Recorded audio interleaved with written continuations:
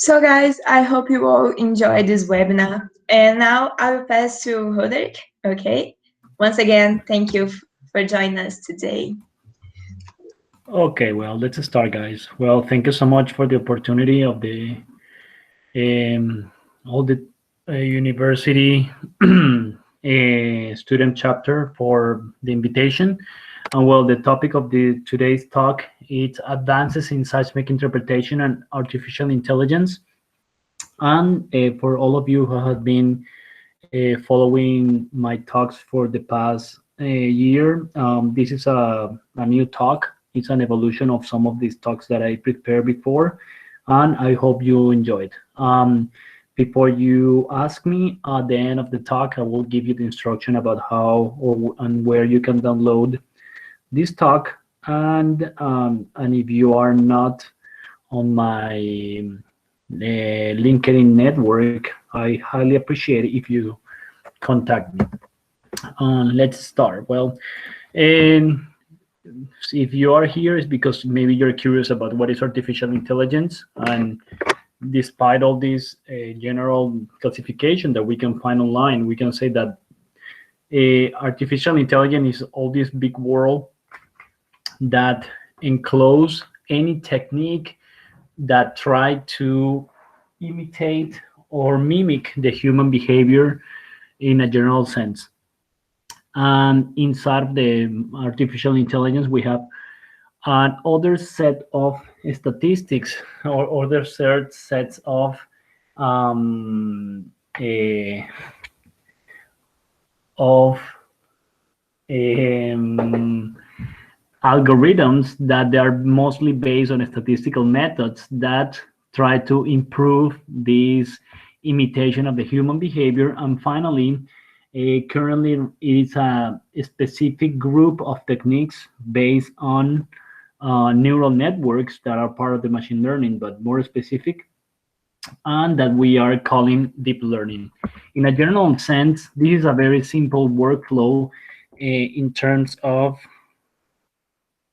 um, in a general workflow that we have in machine learning or on artificial intelligence. In this very simple case, we have a data set.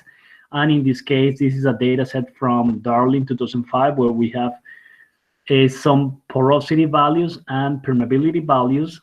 In this case, there are 11. And Darling, he described that these are from core plugs. And the goal is to divide the data set in approximately between 70-80% into a train group. In this case, the 80% of 11 samples are 8. And the test is around only 3 samples. And the idea is to, with these 8 samples, try to train them. Then we're going to test it with this data set that we see here. Let me use the laser. Okay, and then we can do some prediction. And in the finally, in the case that we have other data group of data that we didn't use in the train or in the test, we can do, for example, they compare the results and let's see how accurate is our result. This is a general case, and this is mostly what we do. No matter what the algorithm, this is what we need to always do, and this will be important, especially at the end of the talk when we're talking about the seismic interpretation and the analysis of seismic data.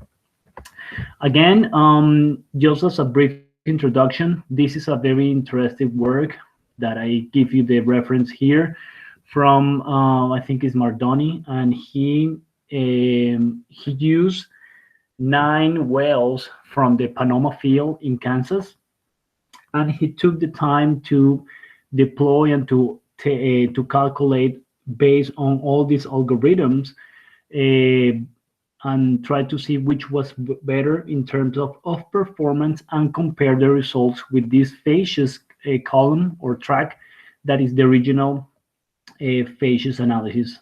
In general, this is not a black and white or a silver bullet, but in general, one of his conclusions is that in this case, again, I would like to make very very specific on this, that the people ask me which is the best algorithm in terms of facial classification. It depends. It depends of the data. It depends of a lot of things. But in this case, the support vector machine and neural networks and KNN show a better performance in the test data. Okay. However, when it comes to see the results in a new data, or in this case, a blind test, all the performance drops. And this is a attribute to the scarcity of the data.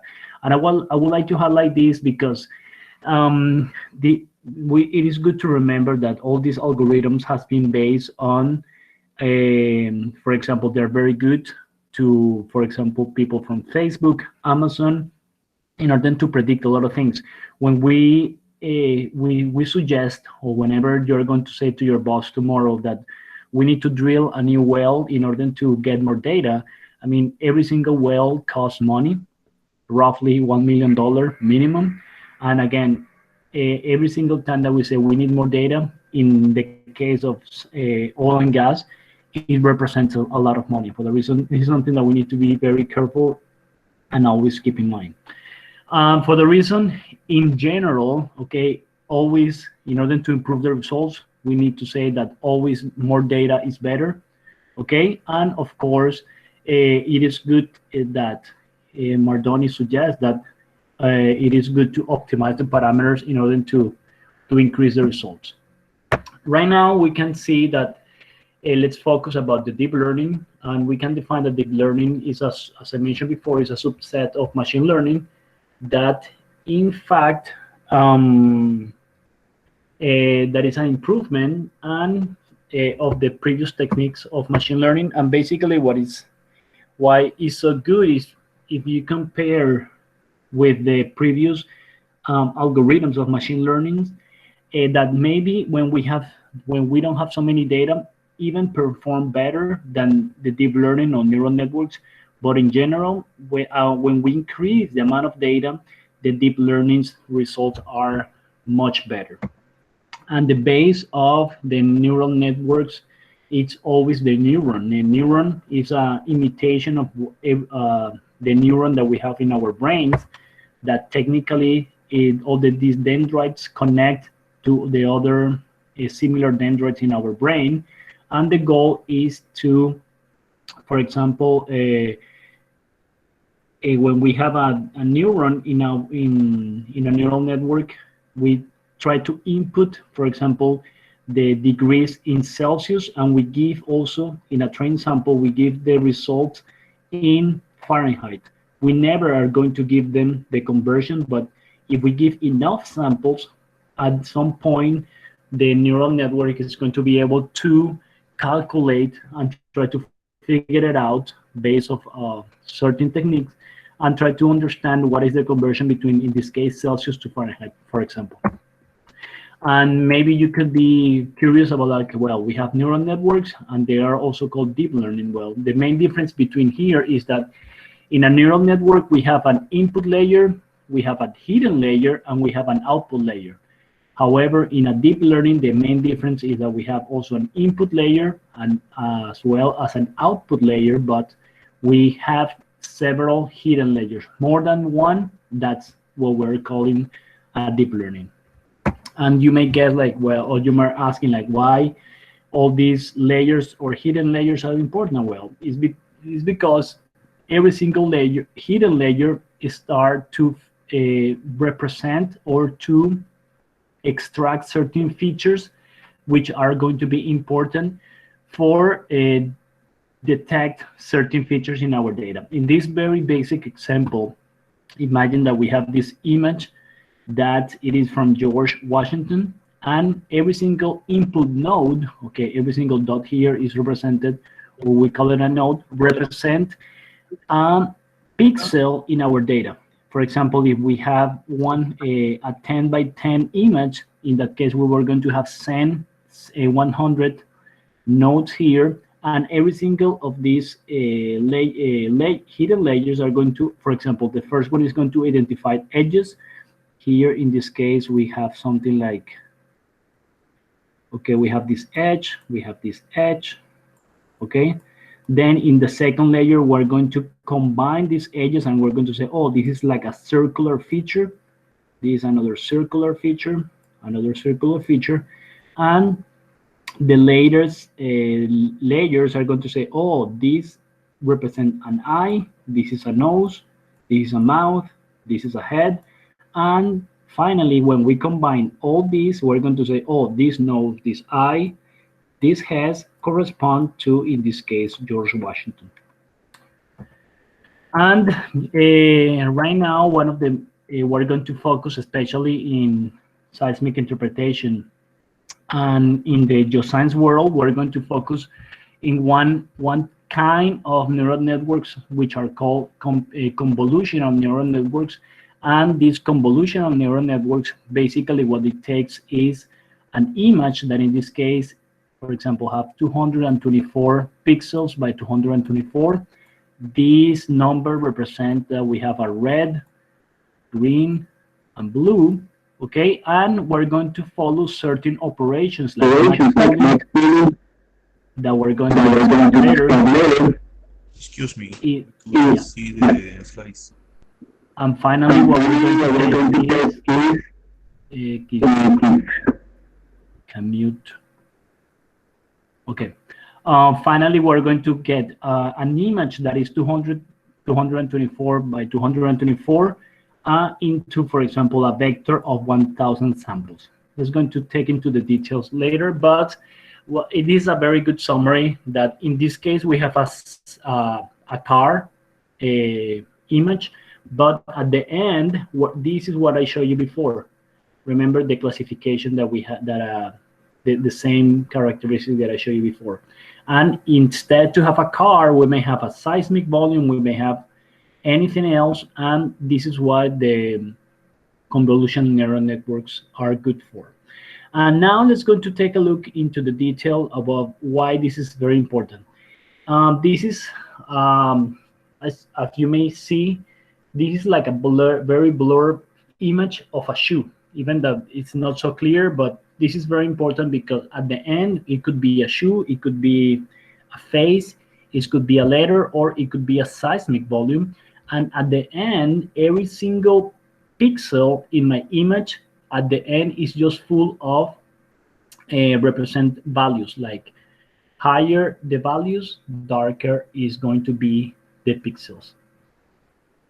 And what we can do with this is, for example, then we're going to apply something that we call a feature map. A feature map in this case is just take a filter that in this case is 3 by 3. Why 3 by 3? Well, because we're going to take only 3 samples. And as we can see here, we're going to multiply or make some operations that filter all these values. And at the end, we have a 6 by, this is a 6 by 6 image. And at the end, we're going to get a 4 by 4 image. Okay, in this case, we're reducing the dimensions of the data, but we're extracting the most interesting characteristics. And as we can see here in this picture, these are filters that we are applying.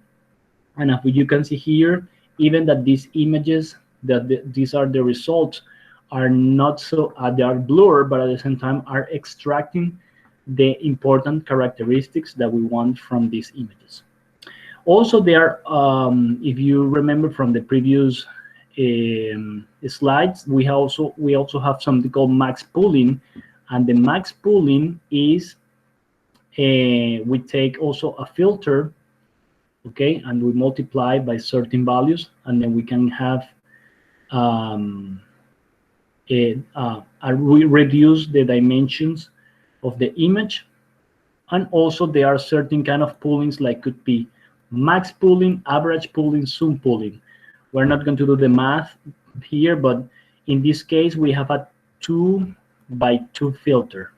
In this case, why is a 2 by 2? Because in this image that in general is 4 by 4, we're applying a filter that is this little square that is 2 by 2. And also notice here that it's also very well known or very common to see the stride. The stride is the jump. Notice that in this case, the stride is 2, because instead of the jump or to go 1 by 1, it is immediately taking 2 spaces, a jump here. And why? Well, and finally, what about if we have a black and white image? Well, when we have a black and white image, basically we only have one dimension, but when we have a color image, we need to multiply this by 3, because as I mentioned before, we have a red, green, and blue channels.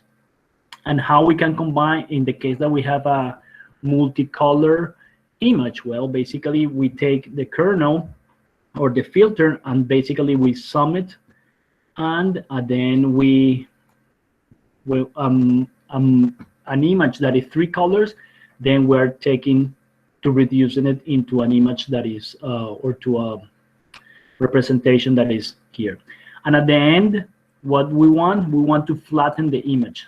And how this is an image that it could be 3 by 3. At the end, we have a vector that is only 9 elements. And why this is important? Well, because now we're going to see, based on this, we have one of the most common algorithms or techniques that it has been very common currently in the oil and gas business, especially for the seismic interpretation. It's the UNet. The UNet is a type of convolutional neural network, and surprise, surprise, why it's called UNet? Because you have a shape of U. Okay, and what it's doing is taking an image that it originally is 572. In this case, it's 572 by 572, and it initially first is downsizing the image, okay, and then is upgrading or upsizing the image, and at the end it's going to extract certain characteristics that is going to be important, that we're going to see in the next slides. But this is something that I would like you to be clear about, because at the end, everything that we're going to do from now on is we're going to input an image that it could be a seismic and a seismic volume, okay, and basically what it's going to do is reducing the size using all this max pooling, convolutional, and then it's going to downgrading and then upgrading the image into, in this case, it converts an image that it initially was for 572 by 572 to an image that is 388 by 388 and by 2. Okay. Now on, you may guess like, well, why, if this is so important, and what we can do with neural networks? Well, as I mentioned before, we can do some kind of well-logged phases analysis. Also, in previous lectures, I mentioned on a lot of, in the literature, we can find to complete logs that they are missing. Also, we can do time series forecast, especially to do some well production forecast. As well, we can forecast the price of the oil. Also, there are other, you can find in the literature that you can do some kind of ADO analysis. And this is based, let's say, in this kind of architecture of neural networks. Something that is, you have an input, okay, and then we can have an output.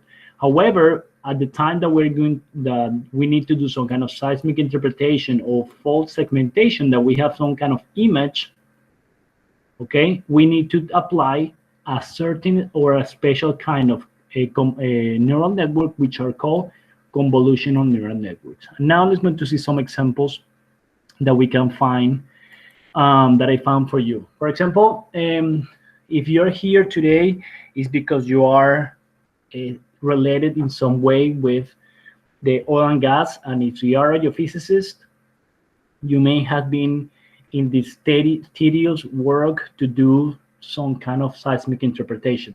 And as we may know, seismic interpretation is just follow these reflectors along the seismic volume and just doing manually clicking, following a certain amplitude along the horizon. And this may be very time consuming, even to take weeks, months, or even longer, depending on the amount of data that you have and also the quality of the data. Okay, and again, if you are here today, I just want to congratulate you because you have the interest to see what this artificial intelligence is able to do. And as I can show you in the next couple of slides, I can tell you that this is changing right now how all the workflows that we have already implemented in the world as we know it. Whenever you have the chance to see this presentation,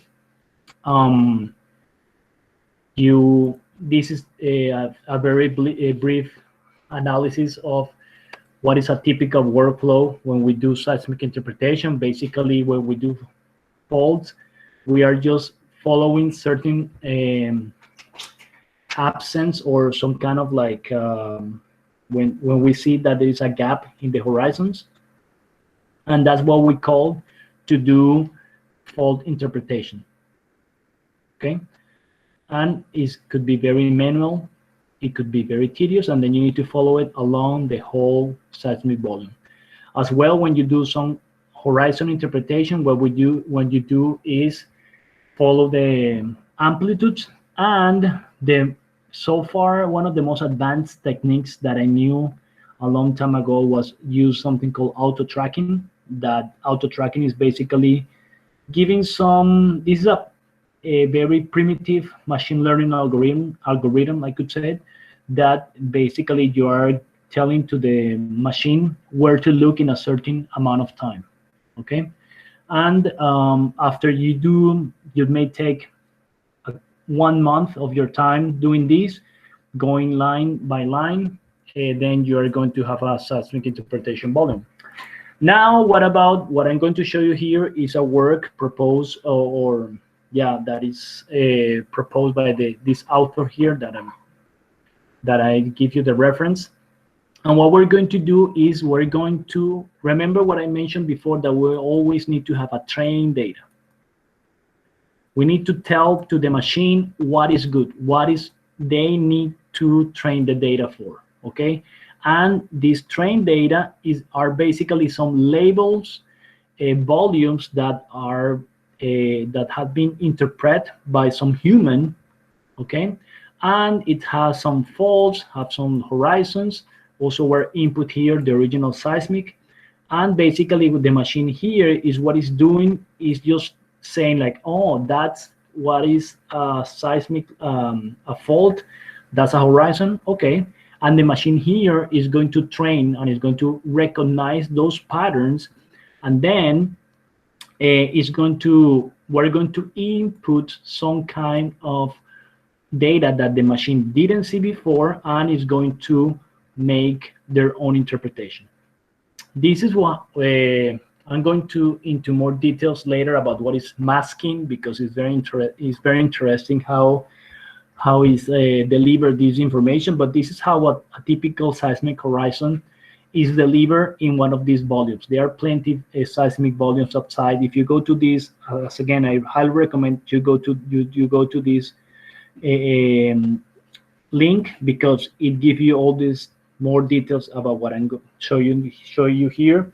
And there are especially 3 seismic volumes which has label information that you can use. And by the way, this is a kind of the workflow was developed using Amazon SageMaker, which is I'm not going to sponsor or to mention any commercial software here, but that's not my intention. But I highly suggest that you be very proficient to these tools, because it's doing a lot of efforts into in the current, as you can see, in the current workflow. This is the Poseidon volume. Okay, and as you can see here, this is just like a regular horizons that we may find that someone already did. And following the same workflow as I mentioned before, we have a seismic volume, and then we're going to split the data into a training group and then into a test group. Currently, it could be the 70 or 80% for training and 30 to 20 for the test or validation. And this is how it looks. Okay, and why do we do this? Well, we need to split the data into train and test because we need to minimize the correlation between to assure that both the good and the bad stuff are well represented in our data set. Okay.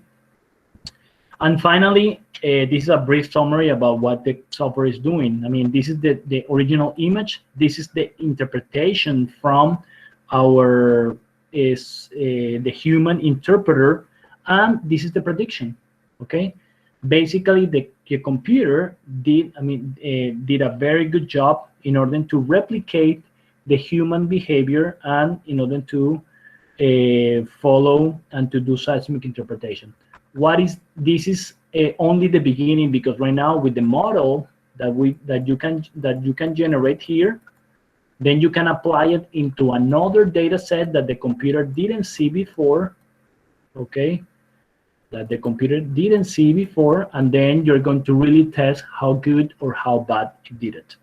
Again, I highly recommend that you go to this reference, because then the people from Amazon is putting all these heavyweight process in order to use their servers, which is the Amazon SageMaker, that you can use to do predictions into another data set.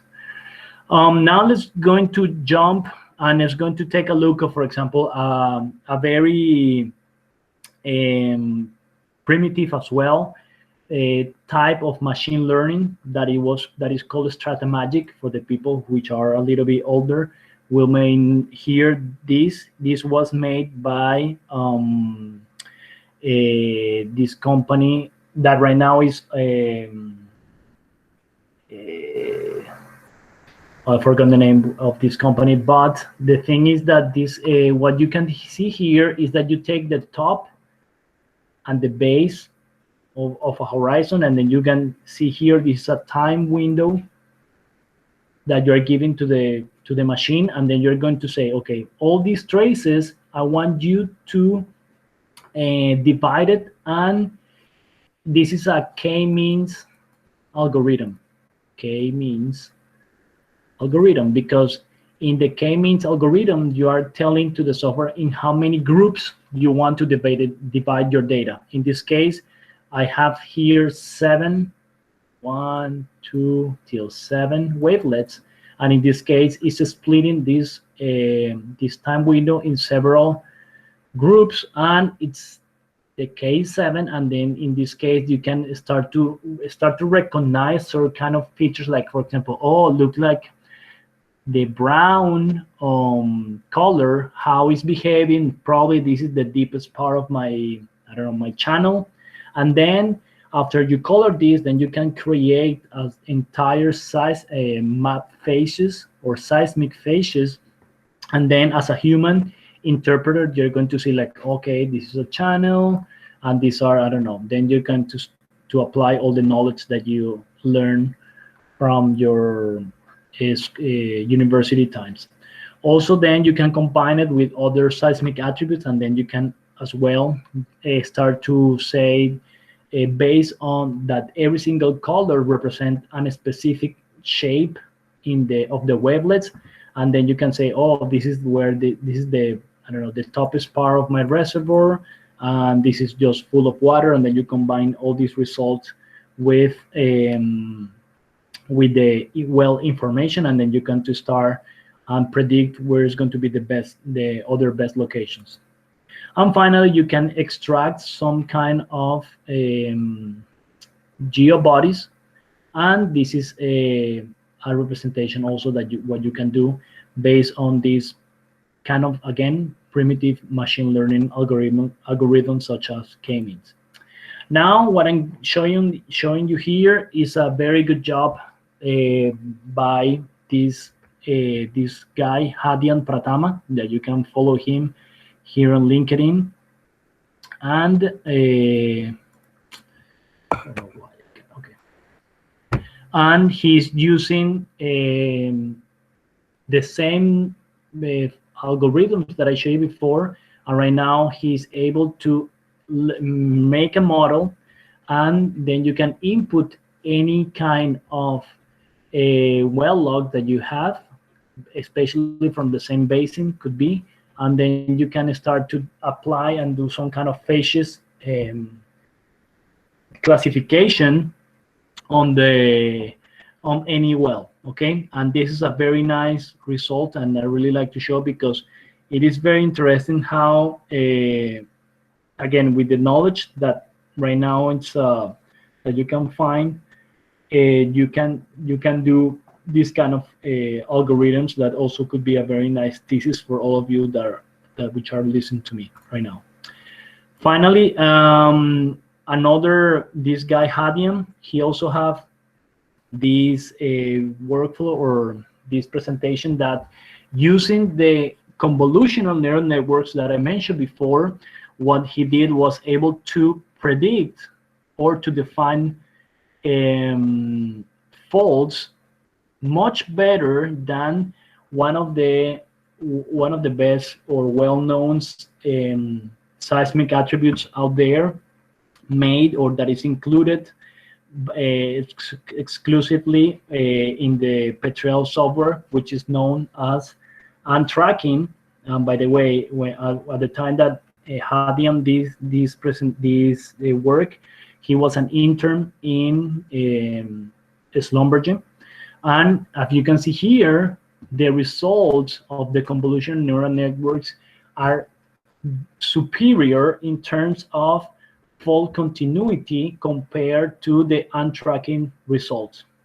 And now, later on, we're going to see why this is why we're going to expect that the convolutional neural networks have a better results than, for example, untracking. Okay, and but before, I'm going to show you another application specifically from the UNet, and this is public, that you can find also the reference from the people from DGP or OpenDTech. And as you can see here, right now, in the next example that I'm going to show you is that this is a very common problem, usually in our seismic world, that we have some volumes that we do not have traces. Could be because they were bad processed, or for any reason we have a low coverage in an area. And notice that in this case we have some holes in this image or in this seismic volume. What the algorithm, specifically the UNet, as I mentioned before, what it's able to do is to fill the holes and doing a very, very good job.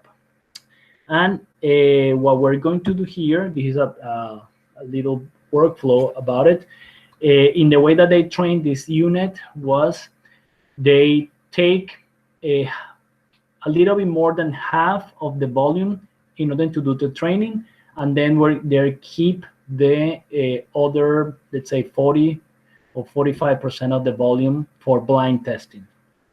And basically what they did is they just in the training data, they remove at least 60% of the data. Okay, they take in random selection. They just remove 60% of the data, and they say they train the network saying like, this is the input, and I want you to this is the output that you want to achieve. Okay.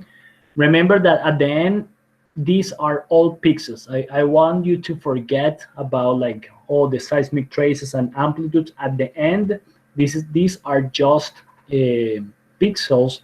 And notice that all of these images, in this case, has 100 28 by 128 pixels each of the images.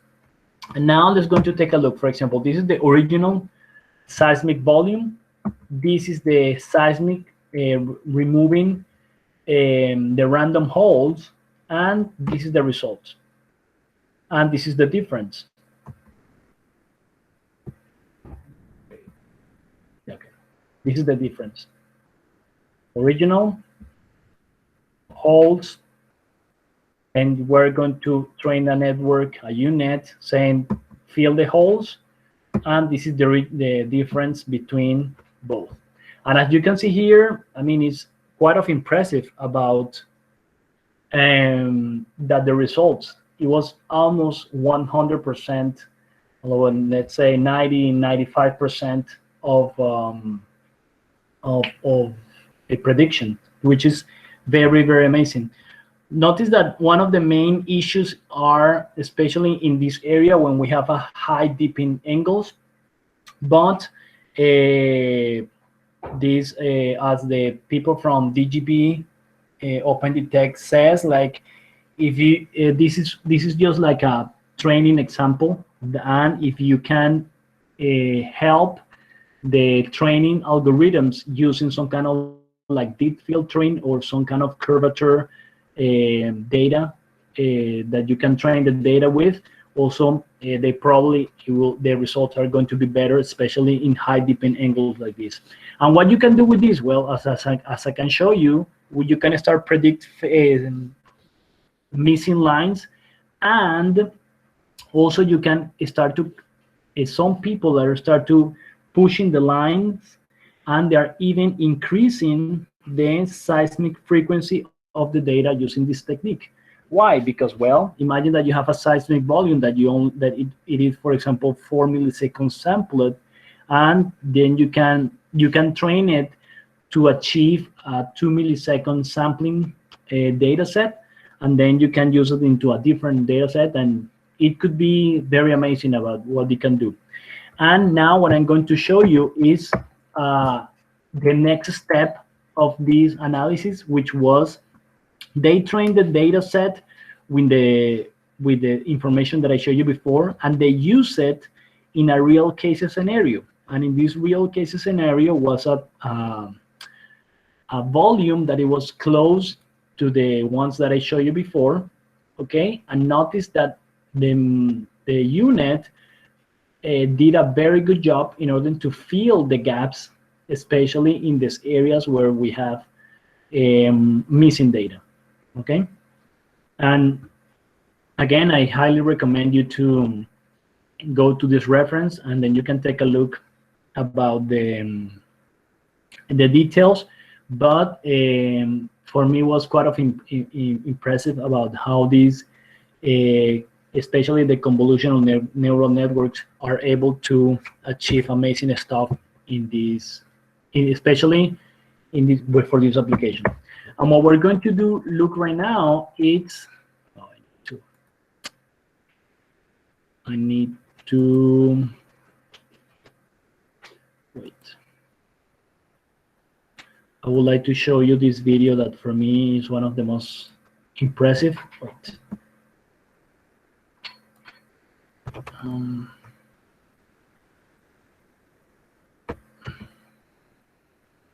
Wait a second.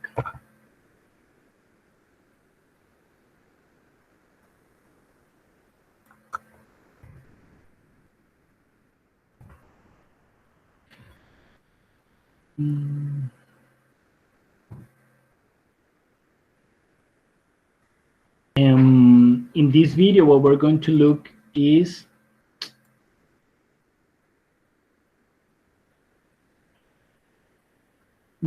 one of the most amazing application, that is the fault interpretation. As we can see here, this is a quite of large seismic volume that I really don't know where it was acquired. But when I mentioned initially that someone may take more than a month or even a year to do some kind of interpretation like this, I was thinking of this. I present this case to the people from Pemex the Mexican oil company, and they said that they usually a volume of this size, it could be the work of 10 seismic interpreters for at least 2 years.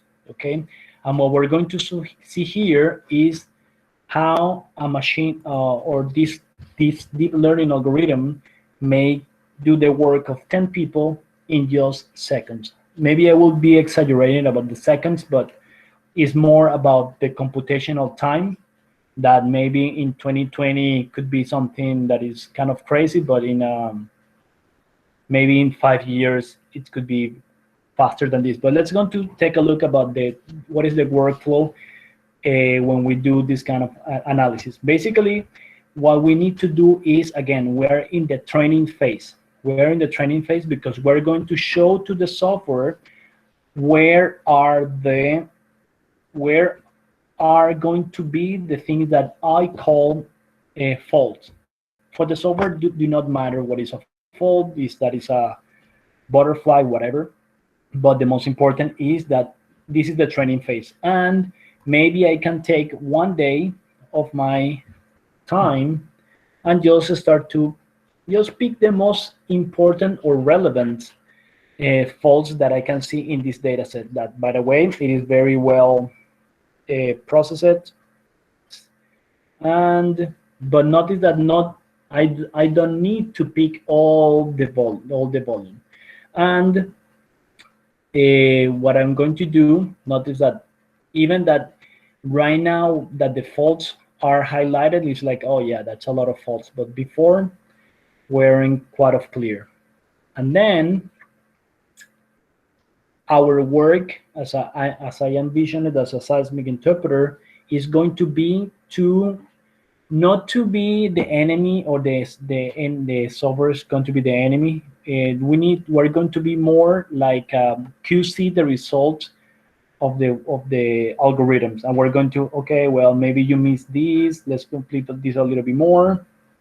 Okay, and the work of a seismic interpreter is going to be more like highlight or to complete these little details. And what I'm going to show you right now is the result of the fault interpretation. And notice, I'm going to be quiet for at least 1 minute, and you're going to notice the detail and the quality of the result.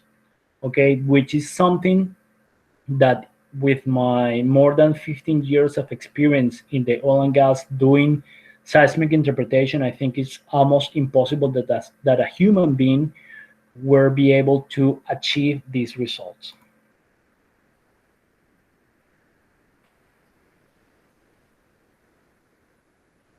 And of course, after you do this, then you can complete and tell to the software to do the fault, to complete the fault planes. And of course, something that it was not quite of faulty may be something that it is very, very complex.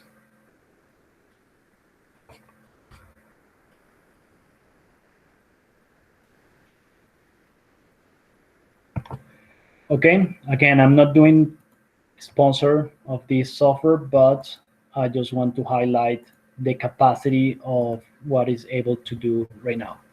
And you may guess, like, well, how in the world this was done? Well, very simple. Sorry, these labels are in Spanish, but basically, what you need to train your volume or your network, you need to take certain kind of sample or synthetic data set. And in this case, notice here that these are very simple and quite of complex seismic lines.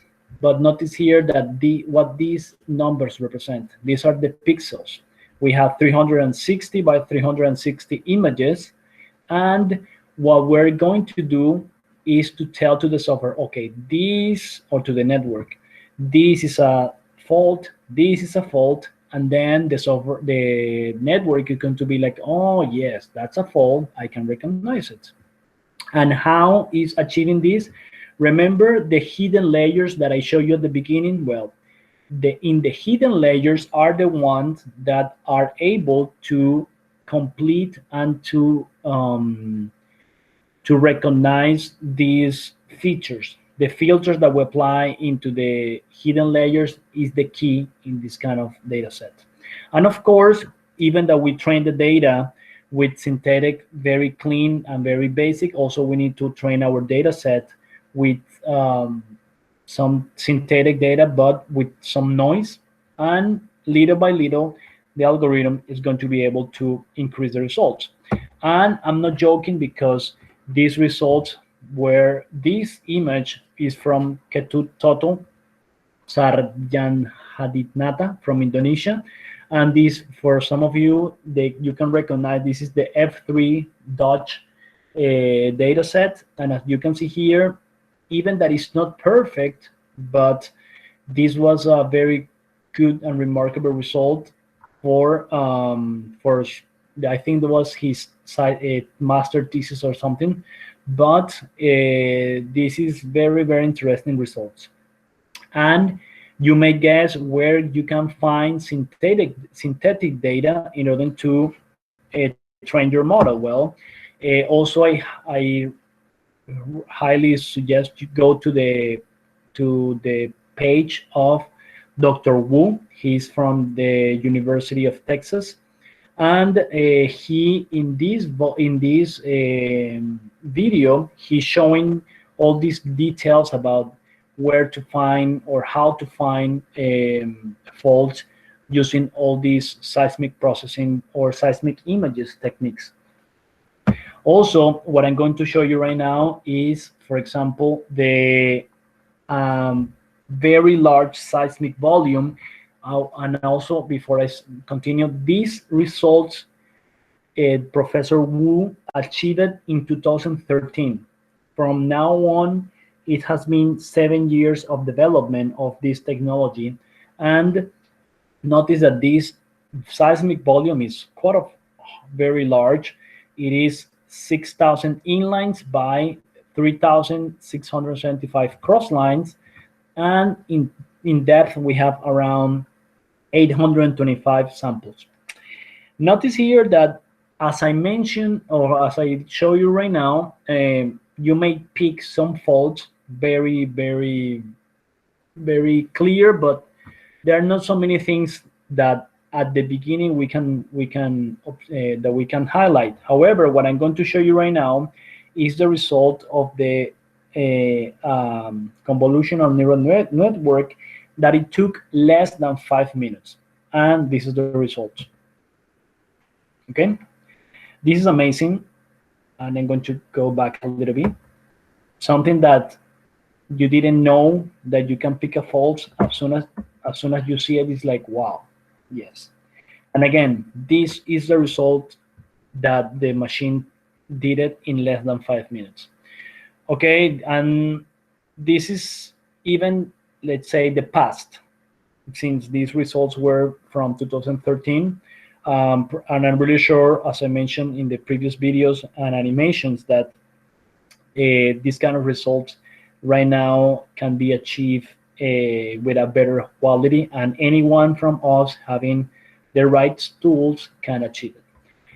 Finally, let's go and take a look of what we can do in terms of seismic interpretation, especially for you that are in Brazil in the salt. Right now, even that, as I mentioned already, how to do the regular seismic interpretation in terms of pick a horizon and just follow it along the horizon along the volume. However, right now what we can do is, for example, say to the software, I want that this is the pre-salt, okay, and you only need to pick one line, and then you can propagate these results along the entire volume. And this is what basically is able to do the convolution of neural networks. Right now, I'm going to show you as well another animation that you can find originally here from this link. And again, I really highlight this because this is the key. We always need to have an input layer or an input data, and then we're going to tell to the machine, this is the ground truth. This is what a human being probably already picked, and the machine is going to say, oh, based on this, I'm going to replicate the results that uh, that I can mimic the result of the human interpretation.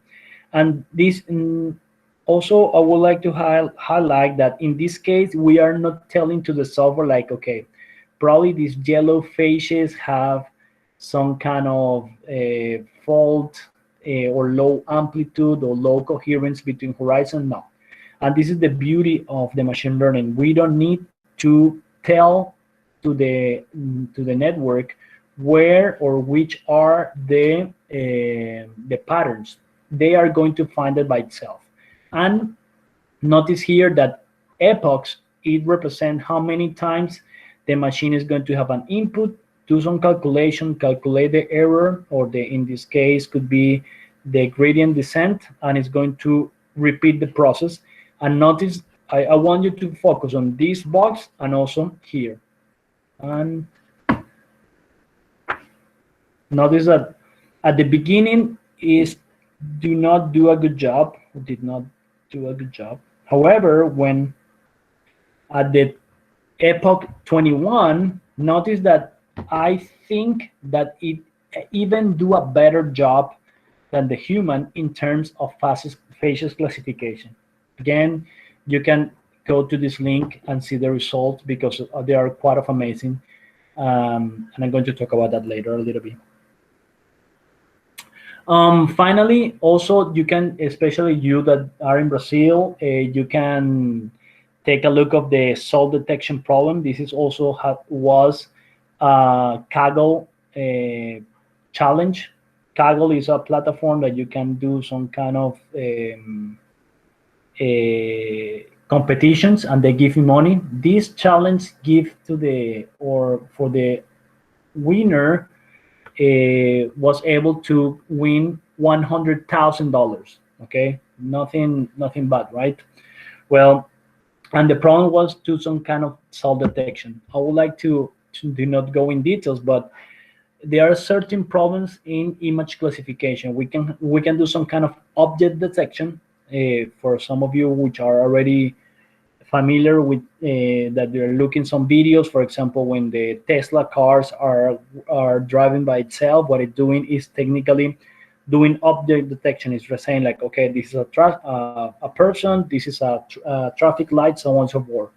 Then we can do some semantic segmentation that basically is this is what the iPhone and all these cell phones are doing, that it's able to recognize what is the face of someone, and at the end it blur it.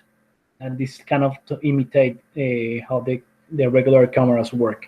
And finally, the instant segmentation is when you are able to recognize every single person, or the computer is say, okay, if this is a person, it's because you have 2 arms, 2 legs, so on and so forth. And the problem is, are we able to detect what is the edge, or what is this the salt? Well, basically in this data set we have the original seismic, and we have the mask, or that is the ground truth. And I give you for some of you which are interested to go through this, you're going to see that when you download the data, then you have a mask and some images. Okay, and this is how this mask looks like. And for me at the beginning, it was kind of confusing or weird, like why are the mask? Okay, and you're going to, if you're interested on this topic, you're going to hear this very often, that why this is the mask and how it looks like. When you open this file, then you're going to see something like this, like, notice that this is the ID. The ID represent the the image that is linked or related to, okay, and then it has something called RLE mask, and the RLE represent run length encoding, and it's like, what do these represent? Well, the rule length encoding means this. For example, you may have a phase, and when you have, for example, 15, it says like 15 is completely white. Then you have 3 white, 3 black, 3 white, 3 black, so on and so forth, and this is what the encoding represents. Okay. Well, then you can do some kind of when you run this code that I'm going to show you later.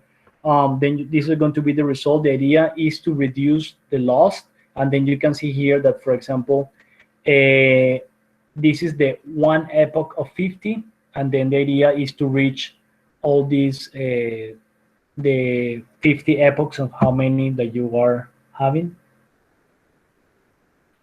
And this is the results. Okay, this is the original seismic, and then this is the mask, and this is the prediction.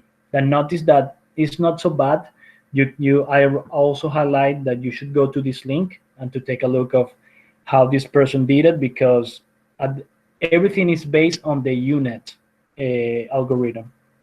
Also, the people, as I mentioned before, the people from Amazon is doing a very interesting effort in order to the people using their platform, since this could be quite of computationally expensive in terms of time, and using the same data set. I already have this link here. The people from Amazon says that the time to read all this data, it takes around 15 minutes, and the time to complete the entire training and testing, it could be around 1 hour. And the cost, and this is the reason that I like to highlight this. Right now, if you're thinking to buy a new computer because you say to your parents that you want to do seismic interpretation using artificial intelligence, right now you don't need to have a very expensive computer. You just need to have an internet connection, and you just need to pay $16 to Amazon, and they're going to run all this stuff for you. Okay, and this is what is a different business that few years ago it wasn't available. The final example that I'm going to show you right now is with what is called the Malinov, that it stands for, it is a multi-layer phases classification. A Malinov means machine learning of voxels, and it was released by ConocoPhillips in 2017, and it really do quite of the same as I showed you before. Okay, in this example, they are doing 9 phases classes. And basically what you do is you take your seismic, and then you can ask to your cats at home and says, draw whatever you think that there are certain phases, and they're going to literally draw whatever that these could be certain phases. Notice that here we do not have any kind of specific we don't need to be specific in terms of what is the limit of these phases to another one. Okay, because at the end, the only using one inline, we are able to have results like this. Okay, this is the inline, and then we can have a cross line. Okay, of course the result is not 100% perfect, but as far it is very, very, very good. Okay, and is very interesting about what you can do with this technology. And of course, this is just like a very simple and very academic example, but that if you want to be a little bit more precise, you can import your wells, and in this case you say this is the shale, and the yellows are the sands.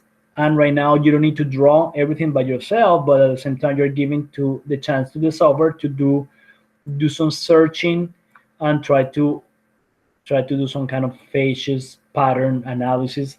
And the results, as you can see here, it's quite of amazing what the computer or the algorithms can do. Okay, I'll leave you here some references because specifically the Malinov, it's open. All this stuff that I show you here are open source. If you are looking for a thesis research topic, I leave you these references because you are able to take a look and go further and getting your hands dirty with all this technology. And if you want to go a little bit further, I leave you here some kind of competitions because if you want to get money, okay, because right now the SEG, the SIM project already is leaving this Parinaka data set, and it's already giving around $30,000 for the people who want to predict phases and to earn money. Also, a few last month ends the machine learning prediction competition. It was sponsored by this company SIC. Okay, and in this case, the idea was to predict phases from well logs, but at the same time, in this case, this competition already ends. But it was the goal was to do some seismic fault mapping, as I mentioned before, probably using a Forden technology. Finally, for some of you which are going to be interested about this talk, I invite you to follow me on LinkedIn as well as go to my GitHub. And I already, if you go to my GitHub, then you can go to on one of the repositories that I create that is called public presentations, and I leave this presentation from today that is, it have the same title, and it have the descriptions of today. And finally, if you are interested to learn more about how to apply this technology, and maybe you would like to start from zero, I'm going to start next Saturday a course that is called Artificial Intelligence for Designs.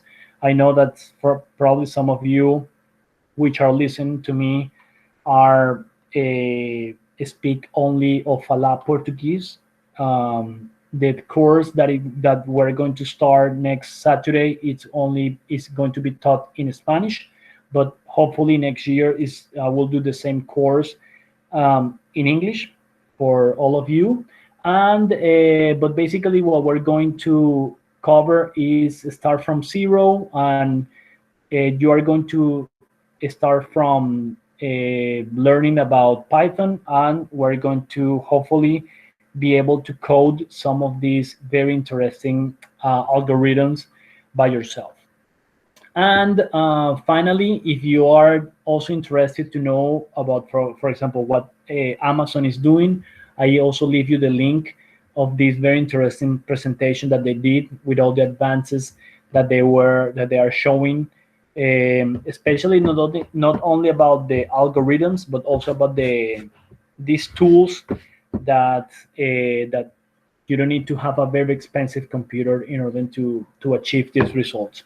Okay, and without nothing else to say, I just want to say thank for all of you for your time. And if you have any questions, please let me know.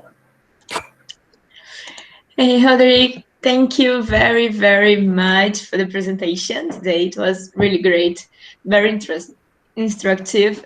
Really appreciate that. And yeah, now we're moving to the Q&As. We have some questions here. And the first one is, does every inline/crossline need to be converted to image first run to convolutional neural network?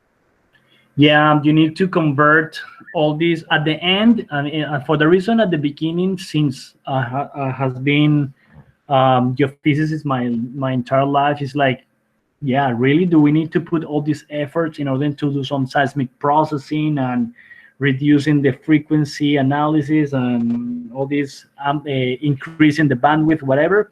And yes, at the end, we need to move we need to convert all the seismic into images? Well, this is, I'm really sure I have been do some kind of exploration about if it to avoid this step. But at the end, if you want to, for example, do this fault classification, basically yes, you just need to convert everything as an image. Of course, again, that's the secret of the whole all these things, because all these images are only 100. The majority are 128 by 128 pixels, and then how to divide the seismic and then how you put it back together. That's the key. But that's more like a processing, not even seismic processing. It's more like image processing, how to put it back together. But yeah, this is a case that you need to do. Okay. Yeah. Theodore is asking, how can you convert the prediction into ready available data to input into any commercial simulator? I'm not clear about what this person is mentioning about the commercial simulator. He's saying in the case of fault interpretation. Let me read here again. Can you read it again? It's because... Yeah, sure. How can you convert the prediction into ready available data to input into any commercial simulator? Oh, well, it's because a very good question, because as far as I know, I don't remember, or I don't have I'm not clear if commercial software, like I don't want to mention any software, but if they are ready for that. Okay. However, there are other softwares, and I would like to recognize the effort of the people of OpenDetect, which have an external of an extra plugin that you can use it in order to do that. Okay. Basically, I don't know the details, but I know that you cannot do this specifically from Petrel. Okay. But if someone from Petrel is listening to me, maybe they can clarify it. But as far as I know, you need to have an extra thing. And my recommendation is, if you don't need to have an external software. You just can do it by yourself and just start to learn and to do the programming with Python. Okay. Next. We have 3 more questions, okay? If a fault isn't picked in the training data set, will the convolution neural network still pick it? If the fault is where? Isn't picked in the Oh, training no. data Yeah, that's the key. You do not need to pick all the faults in your data, in your training data. You're going to give, of course, more data, better prediction is going to do. Okay. But not the software. You don't need to pick all the faults in your data set. Okay. You make, when I show you the YouTube video, my point was like, okay, you probably pick one fault, all the let's say the 60% of the fault in your inline, but you don't need to do it.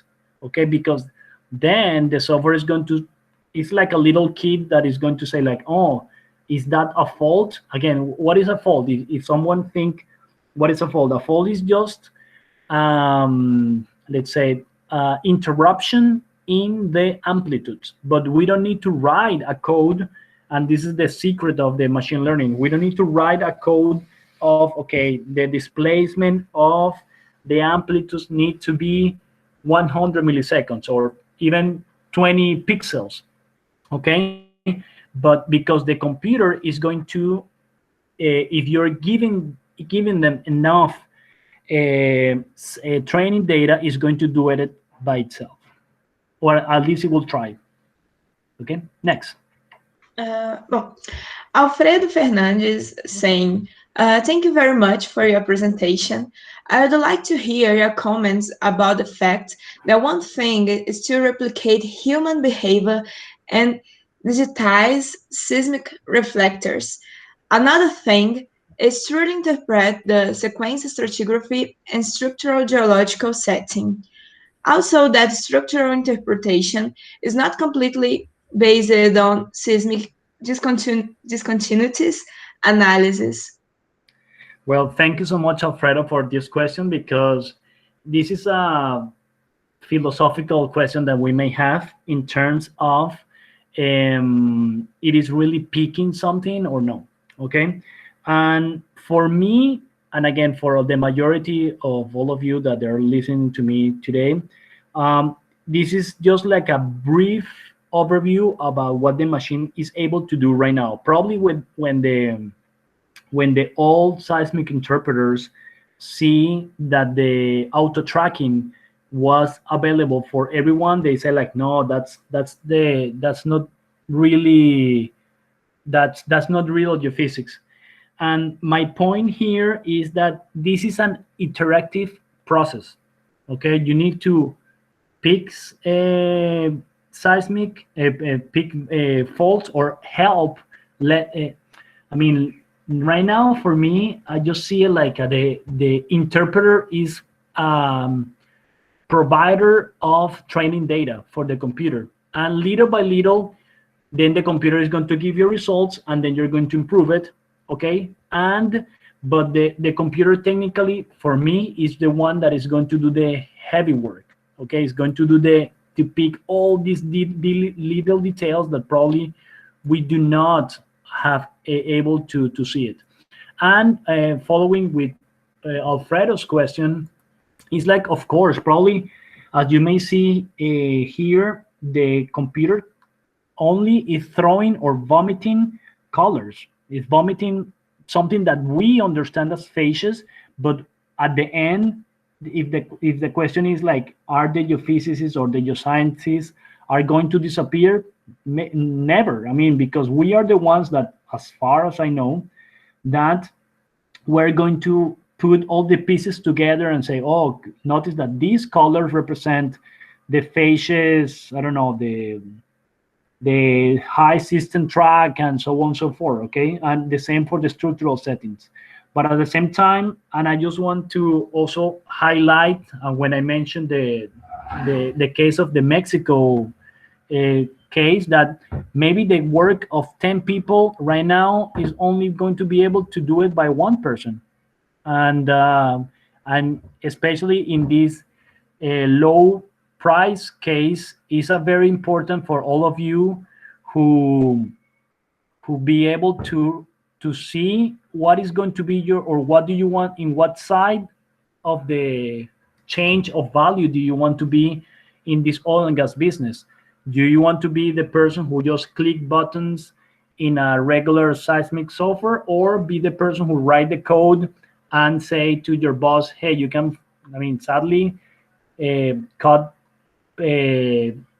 all these other people and I will have this work. Okay, that's what I see it. And but if the work is going to disappear, and if the sequence stratigraphy and structural is going to be that the computer is going to be able, we can. I think it's not. Okay. Thank you, Alfredo, for the question. Next. So the interpreted faults in the end is 3D or 2D. How do extracting the 3D and export to some other software? Again, I hope that this person, that Batman, didn't ask me for this question, but no, the thing is that some of these commercial software are not allowing to work with this specifically, and but some of the software that are already using this, then you can just export it as a fault sticks. That's not a big deal. As soon as you pick it, all this stuff, then you can export it as a fold sticks. That's but again, that's not the main challenge here. If I want to export it a fold stick, or there are several formats like Charisma, Petrel, whatever, or Halliburton, open works or whatever, that's a different deal. But at the end are only lines in a image. Next. So I think the last one, about Sebastian Lopez. Do you recommend Python or artificial intelligence processing of seismic data? Yes, and the question here is that if you need to pick, or you need to decide for one computer language, I think that Python is very versatile, flexible. Maybe it's not the best, and I'm not going to start with this discussion about which one is the best. Especially because right now Python, it's for example, some people may ask like, oh, it's because I like to do stuff on R. R is very good on statistics, but maybe it is not so good to, for example, even do a web page, something that Python, you can do a web page, you can do your mathematics homework, you can do a differential equation, you can do so many things, okay? And the most important is that, for example, Google TensorFlow, which is one of the most robust platforms in order to do some kind of heavy duty artificial intelligence and deep learning things, is the main framework is written in Python. Right now, again, it's if you need to pick a computer language, Python is the default. It's like speak English, okay? Because then, for example, in case of TensorFlow, what they do is they compile the instructions are given in Python, and then internally they use other computer language that are faster, C, C sharp, C++, whatever, and then they bring back all the results into Python. That means for me is the default and language that you should use, at least for this in your career.